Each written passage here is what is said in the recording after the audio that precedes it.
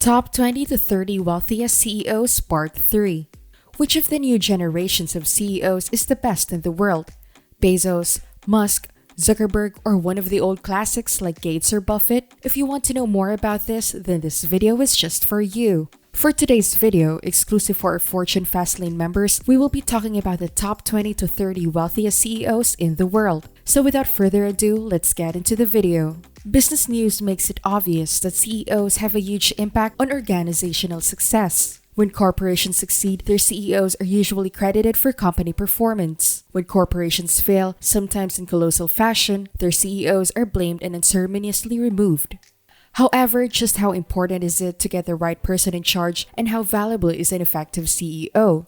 Several management scholars have been researching this question, and the papers show that with different data sets and methods, the major conclusions are all similar. There are personality characteristics that will lead to success or failure in the business world. One such characteristic is the leader. It is known that the personality traits of a leader also have an effect on whether they change as leaders and how they lead under these new circumstances. Bright-side CEO characteristics, for example, interpersonal sensitivity, influence management team cohesion, and can have a positive effect on overall firm performance. Conversely, dark-side characteristics, for example, narcissism, negatively influence leader decision-making, which can lead to organizational failure. Lastly, the CEO's dark side often causes unethical misconduct, fraud, and sexual misconduct. The long-term implications for the company's reputation are bad if these types of misconduct keep happening. With that, let us get back to the top 20 to 30 wealthiest CEOs. Coming in the 20th spot is Pham Vuong. He's a Vietnamese entrepreneur worth $8 billion. Founder and chairman of the board of Vinh Group, Pham Vuong has interests in real estate, hotels, and the healthcare industry. He is Vietnam's first billionaire and one of the most influential people in the country.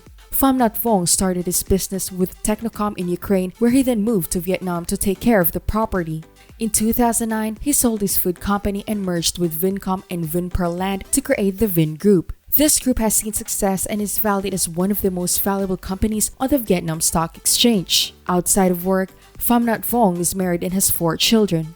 Next is Tsai Wan-tsai. Tsai Wan-tsai is worth $7.8 billion and he was born in Taiwan and currently lives in Taipei. He attended National Taiwan University and is part of a successful family. Tsai Wan-tsai is the brother of Tsai Wan-lin, who founded Cathay Life Insurance Company, and uncle of Tsai Hong-tu, who currently serves as CEO at Cathay Company. The Cathay Company has been largely unstable since the passing of Tsai Wan-lin, as his children fight for dominance of the company. Conversely, Tsai Wan-tsai and his 2 sons have managed their own firm, Fubon Group, quite successfully and with very little internal strife. Fubon Financial Holding controls investments in various broadcasting, telecommunications, and real estate interests. Fubon has had an outstanding stage of business, but recently the company has been struggling financially. The success of the Fubon Group has dropped 25% since 2011.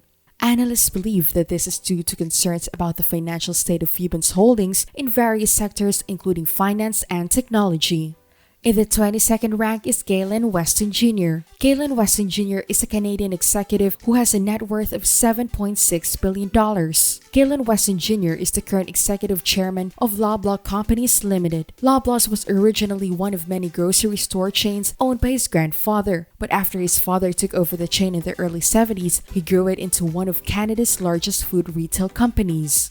Weston Jr. took over as the chairman of Loblaw Limited after his father stepped down to focus on George Weston Limited in 2006. Weston Jr. served in the board of directors for George Weston Limited and was also a director for Whittington Investments before taking over as chairman of Loblaw. Recently, the company featured him in a series of television and radio ads, which focused on the recent push towards the use of environmentally friendly products and packaging. Following Galen Weston Jr. are Augusto and Giorgio Perfetti. The Perfetti brothers are Italian billionaires, and they are the founders of the Italian candy manufacturer Perfetti Van Mel, which was established by their paternal father Ambrogio and maternal uncle Egidio in Milan in 1946. The family name was Perfetti, and the first product that they introduced to Italians was chewing gum. It was in 2001 when Perfetti paid more than $900 million for Van Mel, the Dutch owner of Mentos, Frutella, and Airheads, and established under the name Perfetti Van Mel. Chupa Chups, who is best known for their lollipops, was acquired by the company in 2006. In addition, The company has grown and has subsidiaries in various small countries as well as having a major subsidiary in the USA. As of today, 70,000 people are employees of the TikTok company. 30 subsidiaries operate in 130 countries and provide the company's products. The Press Shy siblings have withdrawn from company operations but still live in Switzerland. In 24th spot is John Malone. John Malone is an American businessman with $7 billion. John Malone was born on March 7, 1941 in Milford, Connecticut. He has a BA in Electrical Engineering and Economics from Yale University, an MS in Industrial Management from Johns Hopkins University, an MS in Electrical Engineering from NYU, and a PhD in Operations Research from Johns Hopkins. In 1963, Malone began his business career at Bell Telephone Laboratories of AT&T, working in economic planning and research and development. For 24 years, from 1973 to 1996, Malone served as president and CEO of Telecommunications Incorporated, TCI. Malone is now chairman of Liberty Media, Liberty Global, and Liberty Interactive. Ted Turner once had the most land in the United States, but now Malone has surpassed him. In year 2000, Malone donated $24 million to Yale to build the Daniel L. Malone Engineering Center, which was named after his father. Just 5 years later, in 2011, he donated $30 million to Johns Hopkins Whiting School of Engineering's largest gift ever to create a new building in Homewood campus. The building is named Malone Hall. In the same year, he gave the Yale School of Engineering and Applied Sciences largest gift ever of $50 million. Coming next after John Malone is a French entrepreneur, Jean-Claude Decaux. Jean-Claude Decaux has a net worth of $6.9 billion. Jean-Claude Decaux made his fortune in advertising, having founded the outdoor advertising company J.C. Decaux in 1964. The first arrangement of the company was to set up ads on bus shelters and public toilets in Lyon. After becoming the world's largest outdoor advertising company, J.C. Decaux opened locations in airports, malls, subways, and billboards throughout Asia Pacific and Europe. This was because it was in 2010 when they expanded their operations. They were in more than 55 countries with 10,300 employees at the time. After 2 years of negotiations, Jean-Claude Decaux signed a 25-year contract with the city of Sao Paulo to design, manufacture, install, and maintain advertising faces on 1,000 clocks. Today, Jean-Francois and Jean-Francois Charles control the company as chairpersons of the supervisory board because Jean-Claude has retired as CEO. Nicky Oppenheimer takes the next spot after John Malone. At the age of 23, Nicky became the executive of the De Beers Diamond Mining Company. He eventually became one of the richest people in South Africa with a net worth of $6.7 billion.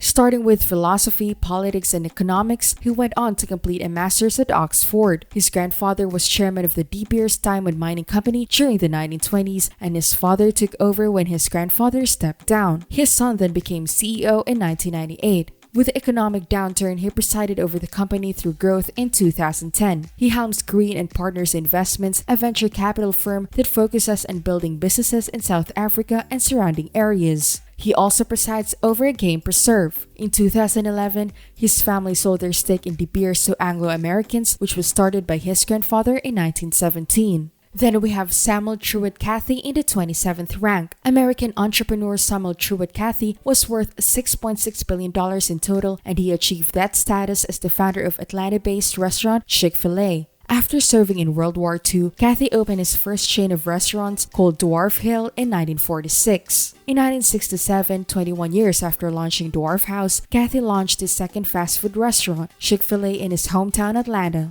Today, the restaurant, which is known for its chicken entrees, has over 1,800 locations and annual sales of $5 billion. In 2008, Cathy launched another fast food restaurant called Upscale Pizza in Fayetteville, Georgia. Cathy has a belief that is so deeply ingrained in his life that he turned it into a successful business. Cathy does not open any of his restaurants on Sundays, but instead spends the day with his family. He also authored several books that people found very influential. One was called Eat More Chicken, and another was How Did You Do It, Truett? A Recipe for Success. The latter helped people to become motivated and succeed in their lives. Parts of Cathy's foundation's goal is to provide resources and financial aid to children from underprivileged backgrounds. In 1984, he created the Winship Foundation. So far, the foundation has contributed tens of millions of dollars toward foster care and summer camps. He also donated generously towards college scholarships and marriage counseling programs.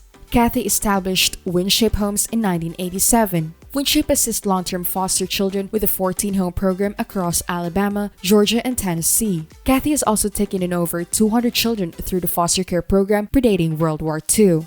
Cathy is known to be exceptionally gracious not just through donations, but through his hospitality. He welcomes homeless children and has taught Sunday schools. On September 8, Chick-fil-A confirmed that Truett Cathy had died at the age of 93 at his home in Clayton County, Georgia.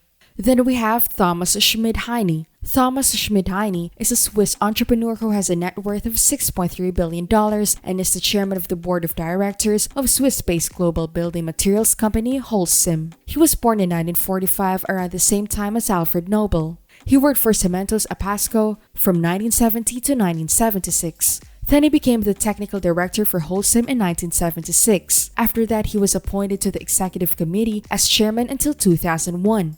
Thomas ran Holcim, the world's second largest supplier of cement and concrete, for 2 decades and dropped out as a chairman of the company in 2003. However, he still owns 20% of the company and is on its board. Schmidheiny also has a winery in Napa Valley, Australia, Argentina, and Switzerland, as well as a hotel in Switzerland. Outside of Holcim, Schmidheiny's personal life consists of him being married and having 4 children. Taking the 29th spot after Thomas Schmidheiny is Nassef Sawiris. Nassef Sawiris has a net worth of $6.1 billion. Born in Egypt, Nassef Sawiris currently resides in Cairo and serves as CEO of Arscom Construction Industries. He graduated from the German International School of Cairo and then went on to the University of Chicago, where he earned his bachelor's in economics in the early 80s. His father founded a Arscom company in Egypt, and Nassef Sawiris took over as CEO in 1998. It is currently the most valuable publicly traded company in Egypt and has many employees that work internationally.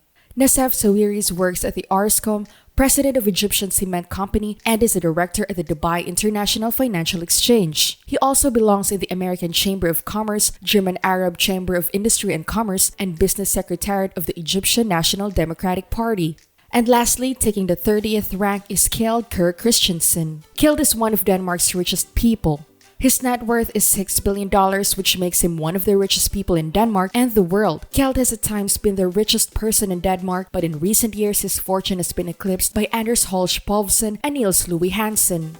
Kjeld Kristiansen owns 51% of Lego, while the remaining 49% are owned by other family members and the family charitable organization, the Lego Foundation. Kjeld Kristiansen was born on December 27, 1947 in Billund, Denmark. Growing up, he worked with his family at the Lego company, founded by his grandfather Ole Kristiansen 15 years before Kjeld's birth. As a child, Kjeld was often the person who tested out new Lego ideas and determined whether instructions were understandable. He also modeled for the company's packaging. Kjeld completed his business degree at Aarhus University and then received an MBA from IMD Business School in Switzerland. He graduated in 1972. Kristiansen is a rarity among the first-generation Lego builders. After earning his MBA, he joined the family business and became a member of the company's board of directors. Then in 1978, he developed the mini figurine that became iconic to Lego, which has since become a worldwide bestseller. Under Kristiansen's leadership, Lego expanded rapidly. The company began opening theme parks and licensing brands rights after from other IP holders like Star Wars in the 1990s.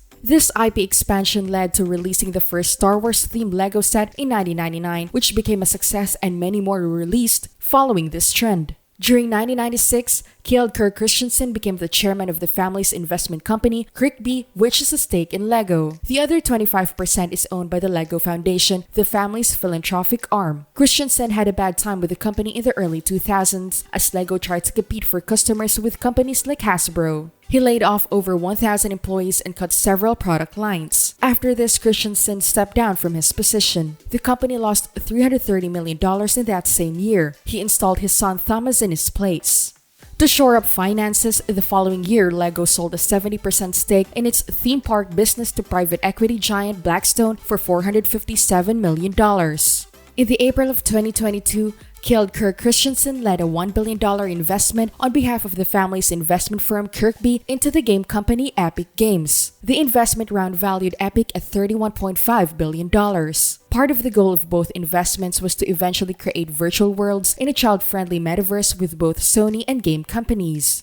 They've received awards such as the Freedom Prize and the Distinguished Family Business Award from Switzerland and the Morin Insignia of the Order of Civil Merit from South Korea. In 2008, Kjeld Kristiansen was inducted into the Toy Hall of Fame. His grandfather and father were already members. He has 3 children and continues to live in Denmark. There you have our Fortune Fastlane video for today.